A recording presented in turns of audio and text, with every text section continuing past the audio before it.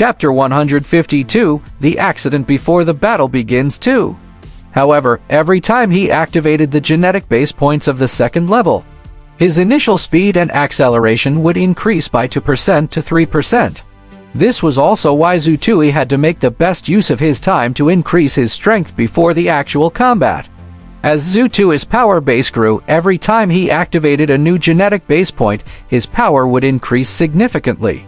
After sensing the changes in his mind power, Zutui immediately emptied his mind from his meditative state and quickly fell asleep again. At 7:30, the alarm clock woke him up on time an hour and a half later. I've recovered about 70% of the mind power that I used during my cultivation. My total mind power is about 90%. That's enough. Next, Zutui got out of bed as quickly as he could. He brushed his teeth, washed his face, and dressed within 3 minutes. It took him 5 minutes to quickly clean up the washroom and the public area.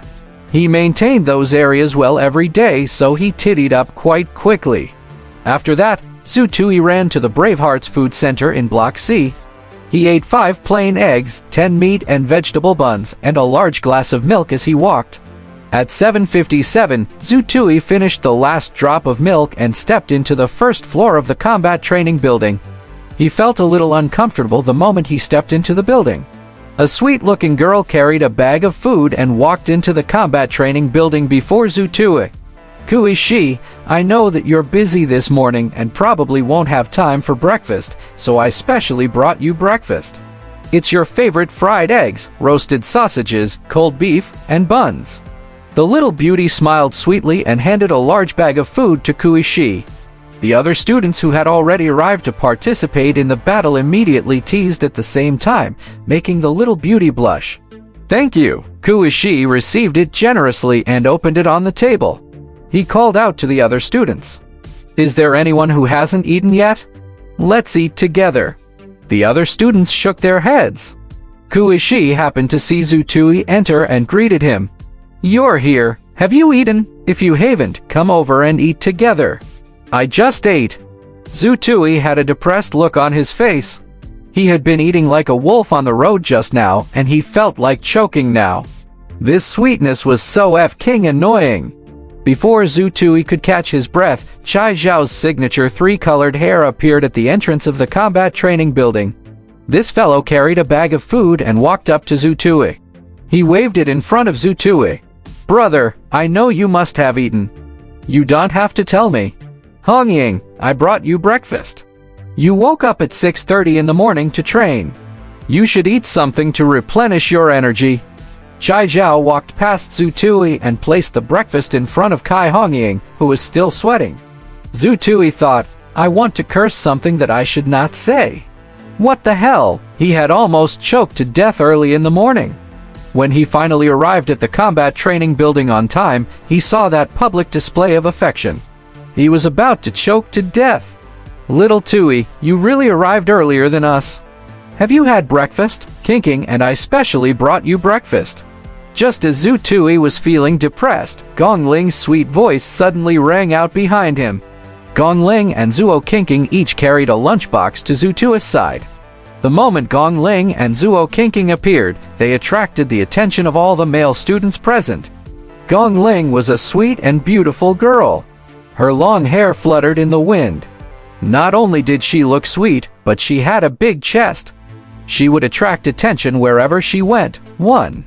Compared to Gongling, Zuo Kinking was more attractive to the male students. She was over 1.7 meters tall, had long legs, a slender waist, and a good figure. She attracted attention wherever she went. However, Zuo Kinking's slender and fair neck was slightly raised, making her look a little cold. She only put on light makeup, and her hair was simply tied up. With this combination, her temperament changed from slightly aloof to as elegant as a swan. At this moment, Gongling and Zuo Kinking gathered around Zutui. They each handed him a lunchbox. Many students, including Kuishi, were stunned.